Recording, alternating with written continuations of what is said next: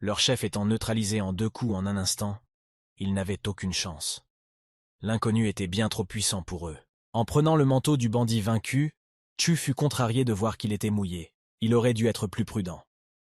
Quel intérêt y avait-il à échanger des vêtements mouillés contre d'autres? Les bandits furent encore plus secoués par cette démonstration de force, agrippant leurs vêtements comme s'ils cherchaient à se protéger du terrifiant voleur de vêtements. Ils semblaient essayer de se cacher, comme pour dire que leurs vêtements n'avaient rien de remarquable. Chu, souriant d'un sourire carnassier et faisant briller ses yeux dorés avec une lueur cruelle, demanda ironiquement au bandit qui était le prochain à partager avec lui ses vêtements secs si nécessaire. À ces mots, les vêtements des bandits furent rapidement retirés, volant presque dans les airs à la vitesse à laquelle les bandits les enlevaient. Les bandits se retrouvèrent dans une situation très gênante. Ils se tenaient dans le froid en sous-vêtements, jetant des regards effrayés vers le jeune homme qui portait leurs vêtements. Chu avait également emprunté une arme, une guisarme. Il testait son équilibre en la tenant dans sa main tendue, la faisant tournoyer d'un côté à l'autre. L'arme était un peu plus lourde qu'il ne le pensait, mais ce n'était pas si important. Soudain, Chu fit un geste avec sa guisarme, dirigeant son coup vers les bandits dénudés. Il tremblait autant de froid que de peur qui les submergeait. Il n'avait même pas eu le temps de comprendre ce qui se passait. Ils restaient ainsi, affichant des expressions effrayées et stupides sur leur visage, regardant leur agresseur sans pouvoir lui opposer quoi que ce soit. En un instant, la tête d'un des bandits fut séparée de son corps par le coup porté par Chu. Les bandits furent horrifiés, sachant que la tête de leur complice venait d'être arrachée en un seul coup. Les bandits furent secoués plus que jamais. Chu, adoptant une attitude provocante, demanda si tout allait bien pour eux, s'ils comptaient simplement rester là, sans bouger. Cependant, Chu s'en moquait. Quelle importance! De toute façon, ils allaient tous mourir. Les bandits commencèrent à supplier pour leur vie, mais Chu n'était pas intéressé, et il avait déjà promis de tuer chaque membre de leur bande. Les bandits avaient maintenant totalement compris qu'ils ne sortiraient pas d'ici indemnes. L'un d'eux, très nerveux, osa demander à Chu à qui il avait promis de les tuer. Chu, se préparant pour une nouvelle attaque, répondit calmement qu'il s'était promis à lui-même. Il n'avait aucune intention de les épargner, compte tenu de ce qu'ils avaient fait, et il n'avait aucune affinité personnelle avec eux. Les bandits ne purent plus résister. Leurs instincts prirent le dessus, et ils se mirent à courir à toute vitesse pour échapper à Chu. Cependant, cela ne les aiderait pas. Pestant contre les bandits problématiques, Chu se prépara à porter un coup pour mettre fin rapidement à toute cette mascarade. Ensuite, il pourrait se rendre à Sozan. Faisant un mouvement avec son arme, une vague se mit en mouvement, rattrapant les bandits et les atteignant littéralement en un instant. Un coup et 5 têtes roulaient sur le sol gelé et rocailleux. Un seul mouvement, et les bandits qui avaient autrefois pu causer des problèmes à Chu furent tués facilement et simplement. Ayant fini avec eux, il s'assit, se préparant à se lancer, il n'allait pas attendre. L'heure de la chasse avait sonné, la chasse aux bêtes, car ces bandits ne méritaient pas d'être appelés humains, et Chu allait bientôt rectifier cette erreur de la nature. Se déplaçant rapidement entre les groupes de bandits censés le traquer, Chu les traquait lui-même. Ils étaient censés le chasser, mais au final, c'était lui qui les chassait. Après avoir fini avec le dernier, Chu remarqua qu'il avait été touché par le sang. Eh bien, il venait juste de changer de vêtements. Encore ses vêtements étaient sales. Et où pouvait-il trouver du neuf, se demandait Chu. Il n'y en avait pas à proximité, et il n'avait pas hésité dans ses attaques, donc, décidant de se débarrasser au moins du sang sur son visage, Chu s'approcha de la rivière de montagne, formant une petite retenue d'eau en cet endroit. L'eau était calme contrairement à d'autres endroits. Se penchant, il ne put croire immédiatement à ses yeux, un jeune homme le regardait dans le reflet. À qui appartenait ce visage magnifique, se demanda Chu. Après avoir réfléchi un moment, Chu comprit que c'était à cause du ginseng vierge qu'il avait récemment mangé. Maintenant il comprenait pourquoi les bandits ne l'avaient pas reconnu. Son visage était devenu tellement ferme. Se lavant le visage, Chu continuait de se plaindre de l'ancien propriétaire du corps. Comment avait-il pu gâcher un si beau visage? Quoi qu'il en soit, il avait eu de la chance. Il avait maintenant une apparence plutôt belle. Et avec ce visage, personne ne soupçonnerait qu'il puisse être adopté, surtout si on le comparait à sa sœur. Maintenant, ils partagèrent des traits communs. Son auto-admiration fut interrompue par des cris venant de la forêt, qui commençait non loin de la rivière. En se retournant, Chu put voir des oiseaux s'envoler dans le ciel à cause de l'agitation sur le sol. Il avait maintenant une idée approximative de l'emplacement des cris. Un homme était battu par l'un des bandits, subissant des coups de fouet dans le dos et une blessure profonde. Son cri perçant résonnait à travers la forêt hivernale. Derrière lui, se tenèrent déjà 2 captifs ligotés aux mains et aux pieds. Pendant ce temps, le bandit aux cheveux noirs continuait de battre le pauvre homme guide avec son fouet. Les bandits soupçonnaient le vieil homme de conspirer avec Chu, car il avait rencontré un groupe de fugitifs et avait tenté de les guider hors de la forêt. L'homme n'était pas coupable, mais le bandit ne le croyait pas et continuait de le frapper avec des coups brûlants. Dès que le bandit fit un autre mouvement pour porter un nouveau coup, les bandits remarquèrent quelque chose. Même le bandit avec le fouet s'immobilisa en fixant la direction de cet irritant inconnu. Les bandits ont confondu Chu avec les serviteurs de Wu Te, le sous-chef chauve du gang. Ils se demandaient ce qu'ils faisaient ici. Ils devaient chercher le cadavre de l'agresseur. Dès que Chu réalisa qu'il avait été repéré, il s'accroupit et se mit à ramasser de la neige. Les bandits ne comprenèrent pas ce qui se passait. Pourquoi faisait-il cela? Est-ce qu'il était venu ici pour jouer? Pourquoi construisait-il des boules de neige? Les bandits étaient perplexes, incapables de comprendre ce que ce type étrange était en train de faire. Dès qu'un des bandits devina de demander à Chu ce qu'il faisait ici, il avait déjà pris de l'élan comme un batteur de baseball prêt à frapper. Cela ressemblait peu à une attaque. Mais alors Chu lança une boule de neige, avec une vitesse qui aurait pu rivaliser avec un lanceur de baseball professionnel. L'objet vola à grande vitesse en direction du groupe de bandits, plus précisément vers l'un d'entre eux. La boule de neige atteignit précisément l'un d'entre eux. Le choc le fit reculer de plusieurs mètres. Si cela ne l'avait pas tué, cela l'avait certainement mis hors jeu pour un bon moment. Le bandit avec le fouet n'eut pas le temps de comprendre la situation avant qu'un projectile similaire ne frappe l'un de ses subordonnés, infligeant des blessures graves. Chu était ravi de l'improvisation réussie.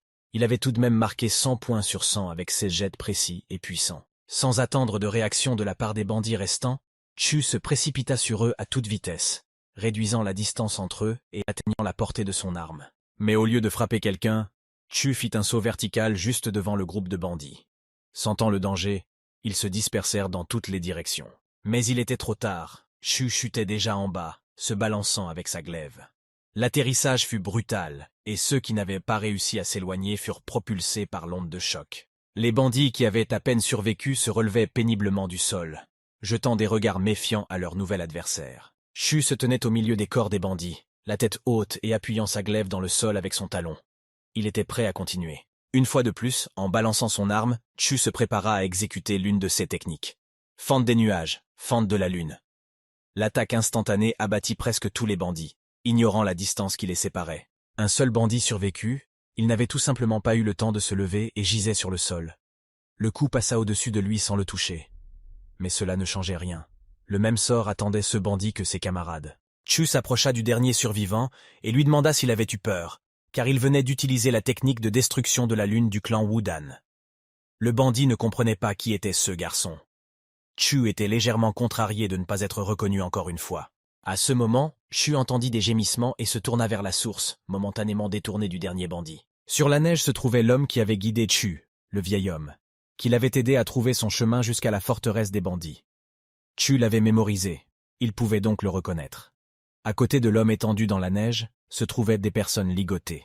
Enragé, Chu lança un regard furieux au bandit.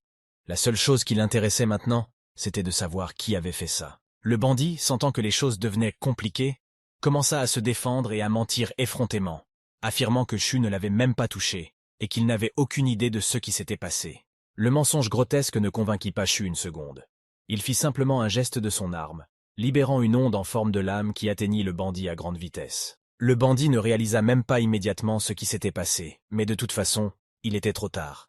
Il n'avait plus rien à penser, bien qu'il n'ait jamais vraiment utilisé sa tête correctement de son vivant. Après avoir fini avec les bandits, Chu se dirigea vers le vieil homme, qui gisait dans la neige, ensanglanté. Les prisonniers furent d'abord effrayés par lui, mais il les rassura rapidement en leur assurant qu'il ne leur ferait pas de mal. En s'approchant de l'homme, Chu s'enquit de son état. Le vieil homme, ouvrant les yeux, vit d'abord devant lui un jeune homme avec un chapeau de paille et le bas du visage enveloppé, dont les yeux brillaient en or. Mais c'était simplement une illusion causée par sa faiblesse. En réalité, Chu était là, dans sa nouvelle apparence. Il dit à l'homme qu'il l'avait supplié de revenir à l'ancien temps pour éviter cela. Le vieil homme tenta de répondre, mais était trop faible. Chu ne pouvait pas laisser cet homme mourir. Alors il essaya d'insuffler un peu d'énergie dans les veines de l'homme pour le guérir. Ce ne serait pas un traitement complet, mais cela devrait l'aider à se rétablir. Après avoir prodigué les premiers soins et remarqué que la respiration de l'homme se stabilisait et que les blessures ne saignaient plus, Chu se tourna vers les autres prisonniers. Il voulait que quelqu'un le ramène au village où il pourrait recevoir des soins appropriés, tandis qu'il devait finir ce qu'il avait à faire dans le camp des bandits. Il a conseillé aux gens de partir d'ici sans se retourner, d'avancer lentement et prudemment vers la sortie de la forêt. Les gens ont suivi son conseil, ont commencé à se rassembler et à partir. Shu a décidé d'améliorer un peu son arme, de la rendre plus familière. Après tout, il était plus un épéiste et n'utilisait pas souvent les armes à hampe. Ainsi, il a cassé la hampe plus près de la lame. Shu était calme car il savait qu'il n'avait pas à les poursuivre. Il s'en occuperait. Il avait l'intention de faire pleuvoir la colère des dieux sur ces bêtes. Levant son épée vers le ciel, la foudre l'a frappé, comme pour confirmer la gravité de ses intentions. Pendant ce temps, à l'entrée du repère des bandits, 2 gardes se tenèrent là, ayant vu la foudre près de leur repère. Étrange, d'où pouvait venir la foudre au milieu de l'hiver? Mais ils n'eurent pas le temps de s'étonner longtemps. Juste devant l'entrée, un rideau de neige s'éleva dans les airs.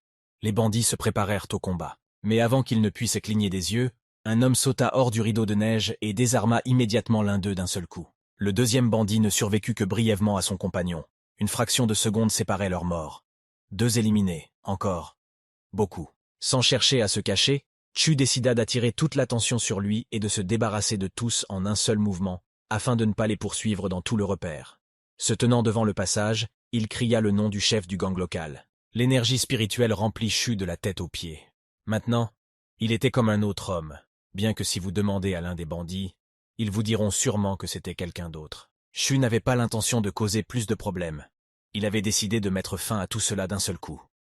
Le bandit qui lui avait foncé dessus fut rapidement tranché en 2, sans qu'il ne prête attention. Dans les yeux de Chu brûlait la détermination, ainsi que quelque chose de plus mystique et incompréhensible. Il avait clairement décidé qu'il tuerait tous ces bandits aujourd'hui. Personne ne s'en sortirait. Se déplaçant rapidement entre les bandits, Chu les éliminait sans résistance. Avançant rapidement, les rangs arrière des bandits commencèrent à trembler de peur, ne s'attendant pas à une telle puissance de l'ennemi. La plupart d'entre eux ne représentaient plus une menace pour Chu, car ils étaient paralysés par la peur. Mais soudain, il se déplaça rapidement sur le côté, évitant ainsi une flèche qui aurait pu le toucher à la tête, mais qui atteignit un bandit derrière lui. Chu commença à se déplacer de côté en côté, réduisant progressivement la distance entre lui et le tireur. Aucune flèche ne pouvait l'atteindre. Parmi 3 archers se tenait le chef chauve de la cellule de prédation locale. Il était mécontent de ses subordonnés, car il ne pouvait pas éliminer l'intrus et tombait les uns après les autres. Chu s'était retrouvé encerclé, tout comme la veille au soir, mais quelque chose avait changé. En particulier, Chu lui-même avait changé. Maintenant, cette situation n'était pas dangereuse pour lui. Enfin, Chu repéra l'homme à l'œil unique, se demandant où il avait bien pu disparaître alors que ses subordonnés mouraient comme des mouches. La situation avait tourné en faveur de Chu depuis la nuit précédente. Chu continua de provoquer le chef chauve en disant que tout semblait indiquer qu'il avait pris peur et amené de simples chasseurs. Chu ressentait son avantage indéniable, malgré le déséquilibre numérique. Cependant, leur grand nombre ne ferait que retarder l'inévitable. Il ne fallait donc pas l'oublier. Chu brandit son épée et se prépara à attaquer. Les bandits étaient effrayés. Ils serraient leurs armes plus fort, tendaient davantage leurs arcs. Mais ils ne pouvaient pas empêcher leur propre perte. Leur résistance était futile. Juste au moment où Chu se préparait à l'attaque en levant son arme du côté de l'entrée de la forteresse, des voix se firent entendre. Quelqu'un était arrivé pour traquer les chasseurs des montagnes. Chu tourna la tête vers l'entrée et put voir des rangées ordonnées de guerriers qui avaient déjà dégainé leurs armes et se précipitaient à l'attaque. À leur tête se trouvait Wang. Les guerriers conduits par Wang et les bandits s'affrontèrent dans la bataille. Ils avaient tous un seul ordre, tuer tous les bandits, ce qu'ils faisaient avec succès. Les guerriers arrivés étaient clairement plus compétents que de simples bandits de montagne, ce qui penchait la bataille en leur faveur. Ils nettoyaient méthodiquement le camp des bandits. Wang participait également au combat, abattant un ennemi après l'autre. Il put également remarquer les compétences du jeune guerrier qui était arrivé avant eux, et se battait déjà contre les bandits. Chu soupira lourdement, pensant à résoudre la situation par lui-même. L'homme à l'œil unique, en panique, donnait des ordres pour arrêter les intrus à tout prix. Chu repéra le chef parmi la foule de ces bandits.